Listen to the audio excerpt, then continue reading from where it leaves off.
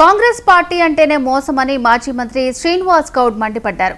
బడ్జెట్లో అన్ని వర్గాలకు ప్రభుత్వం విస్మరించిందని ఆరోపించారు. బీసీలకు ఏడాదికి 20,000 కోట్ల బడ్జెట్ అన్నారని ఇప్పటివరకు 5,000 కోట్ల రూపాయలు మాత్రమే ఖర్చు పెట్టారని చెప్పారు.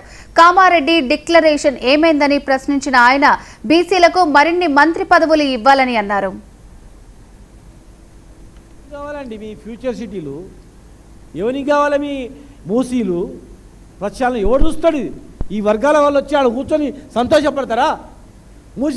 మూసి చేస్తే చాలు, మా కుల వృత్తులు అవసరం లేదు, హాయిగా బతుకుతాం, గొర్రెలకు డబ్బులు ఇవ్వకపోయినా, చేప పిల్లలు పెట్టకపోయినా, గీతా కార్మికులు చనిపోయినా, మా ఎంబీసీ కులాలు రోడ్డు మీదకి వచ్చినా మూసిని చూసి సంతోషపడతారా?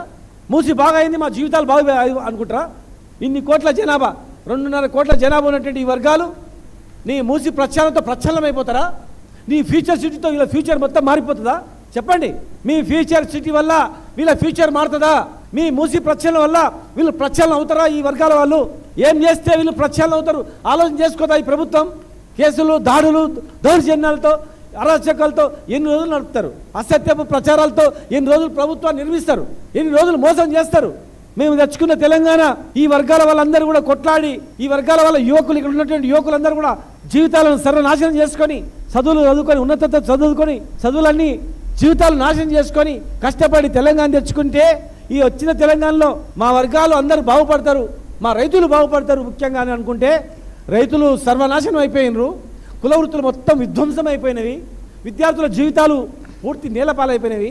మళ్ళీ ఎటువైపు పోయి బతుకుతామా? ఈ రాష్ట్రాన్ని వదిలిపెట్టనే స్థాయికి వచ్చింది. ఇలా ఎవరికి కావాలండి మీ ఫ్యూచర్ సిటీలు? ఎవరికి కావాలి మీ మూసీలు? ప్రక్షాళన ఎవరు చూస్తాడు? ఈ వర్గాల వాళ్ళు వచ్చి ఆడ కూర్చొని